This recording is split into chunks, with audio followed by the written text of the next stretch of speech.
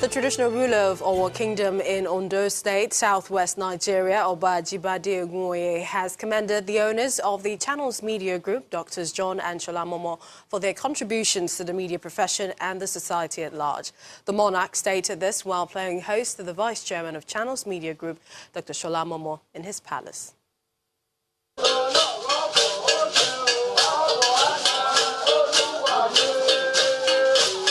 At the palace of the traditional ruler of Owo Kingdom is this delegation led by a former deputy governor of Osun State, Titi Kponle.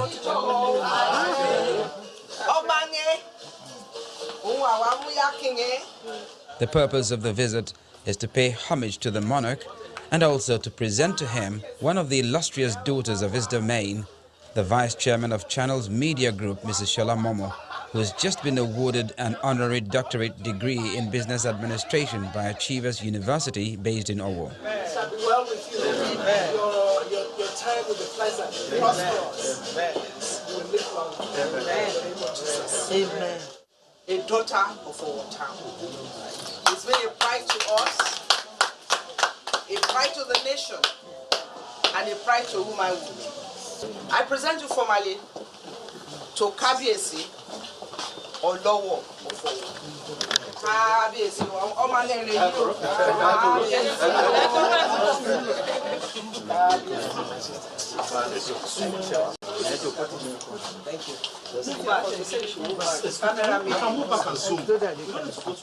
The excited monarch extols the virtues of the owners of Channels Media Group, commending their immense contributions to our town and Nigeria at large. I've been a follower of the Channels television. What a great achievement that channel has attained in Nigeria. It's a known fact that you are not only the deputy president of the organization, but you have before then attained a height well known in Nigeria and internationally. And the august visitor has a gift to present to the royal father. He sends his best wishes and his highest regards.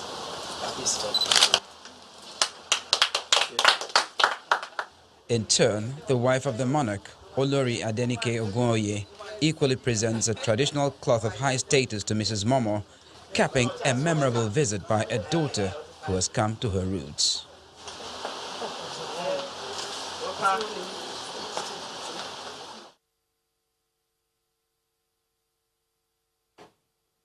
The Minister of Works and Housing, Mr. Babatunde Raji Fashola, is asking Nigerians to support ongoing efforts by the federal government to bridge the infrastructure gap in order to drive development in the country. According to him, infrastructure development of any type, particularly road construction, is a basis for economic growth.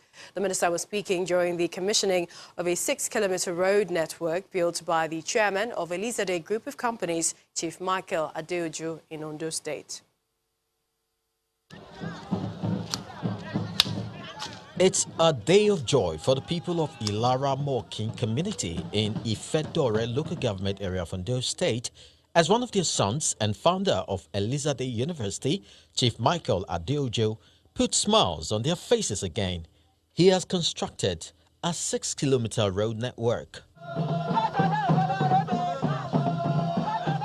The Minister of Works and Housing, accompanied by Chief Michael Adeojo, the Ooni of Ife, wife of the state governor, and other dignitaries are present to witness the inauguration of the road. The Odogbenyu Road to St. Michael's Anglican Church Road to Ilara Ikota Road. All those who use this road, whether as pedestrians or automotive commuters, will continue to prosper. Chief Adeojo describes his gesture as service to humanity. I wish to encourage this august audience in the month of November to strive and do something unique in their household, family, hamlet, village, town, city, local government, state or country to raise the status of any of this. In their addresses, the minister and the wife of the state governor asked other Nigerians to emulate Chief Adeojo's generosity.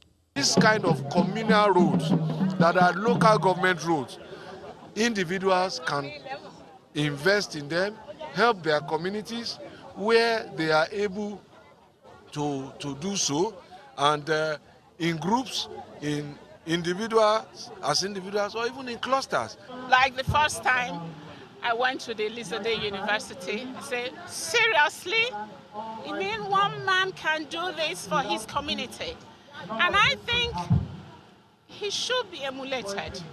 As far as his son is concerned, his father is taking the right step in the right direction. Because you see that this is what needs to be done in the community, and you make up your mind to do it.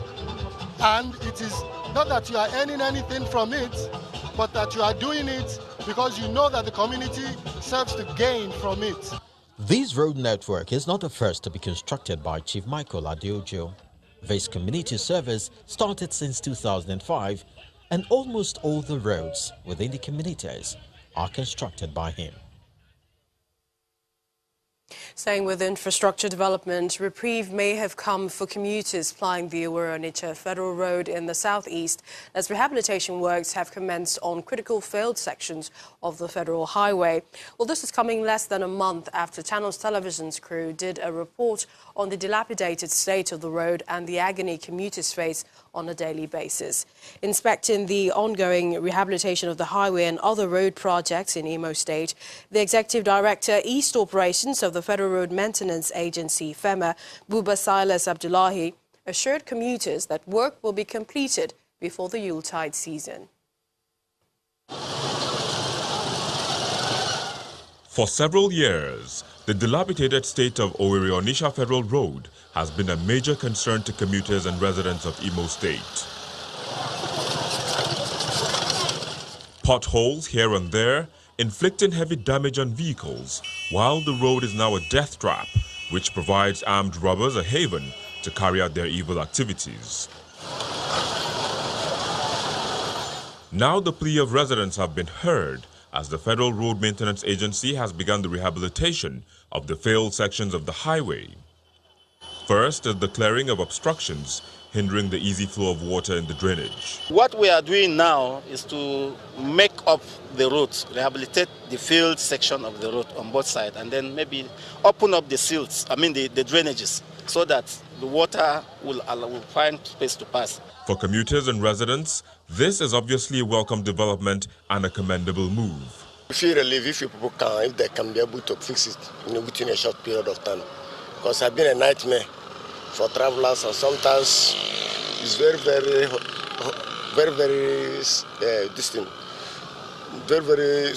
hard to pass through this road, mostly in the daytime or in other times. The FEMA inspection team also visited some other ongoing road projects in other areas of the state, including the Sam Mbakwe Airport and roads that are of strategic and economic importance. We are trying our best to see that before the Yuletide, the heavy traffic season where people will come for Christmas and come for festivities, we hope that by the end of this month, we'll be done with this one. If words are matched with action, hopefully, the gridlock and hardship faced by travelers, especially during the Yuletide, will be minimal. And affected residents of Dampa community ravaged by flood say they can now heave a sigh of relief and feel a sense of belonging as the state government distributes relief materials worth millions of naira to survivors. The distribution of relief materials is coming 2 weeks after a flood disaster that destroyed homes, schools, police outposts, worship centers, livestock and farmlands in the area. What used to be houses where people lived have now been taken over by floods.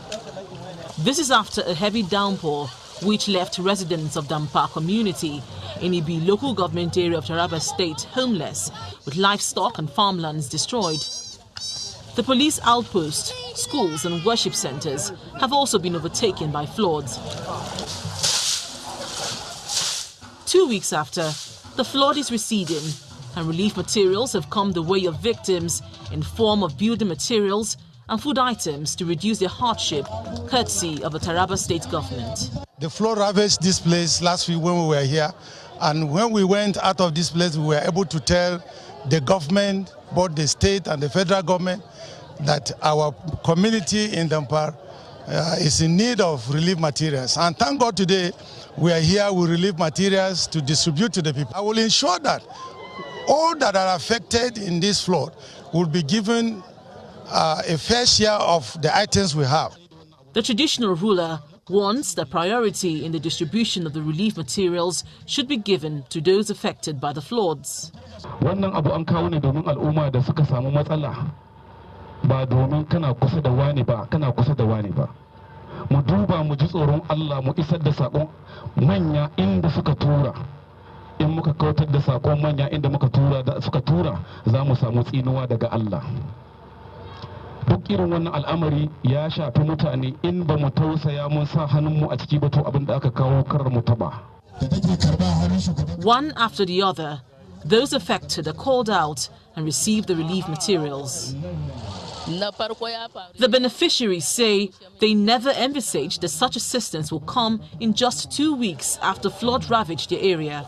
They appreciate Channels Television for telling their story and the state government for stepping in to address their plight. Gidana ya rushe, cikin gidan babana ciki 14, 13 ya rushe ya bar daya. Na wanda na gina ya rushe ya bar daya, ya bar biyu. Bayan haka na shewa Allah na gode. Ya kawo ruwa ya kawo kuma ya turo mana masu mana taimako. Gwamnatin Taraba ta kawo mana taimako za ta taimake mu da abin da ya same mu. My 2 rooms have been destroyed by the floods. Actually, we are very happy with what government of Taraba State have done to us. For now, residents of Dampa community say they will keep the relief materials in safe places and continue to stay with relations and at IDP camps until the rain subsides. And now to the arts. Ayama is a group exhibition at a gallery in Lagos. It features works done by several artists. We see them on Art Review tonight. Ayama. The title of this exhibition is sure to raise eyebrows. It's the way 5 contemporary artists, Adebola Aderonwu, Adetola Adenuga, Arueya Joel, Ikechukwu Ezigwe and Yusuf Idowu have chosen to tag this exhibition under the watch of the Society of Nigerian Artists, SNA. The title Ayama is from the Ijo word Ayama. You know, Ayama in Ijo means new community, like a new town. And we realized in South African language, the same word was seen to mean amazing. So, like, we're having an amazing community of artists I have brought together. I have met these artists at different occasions or in different times, and I felt like they had something unique in all their works, and it's something the public should see, it's something people should know about. And at the same time, there is this unique tendency in terms of the documentation their works portray, and they portray stories of contemporary stories or stories of our time. So it's like a new community talking about the things in this generation in a new way. It's the best way senior colleagues see the emergence of these artists they are revealing to the world.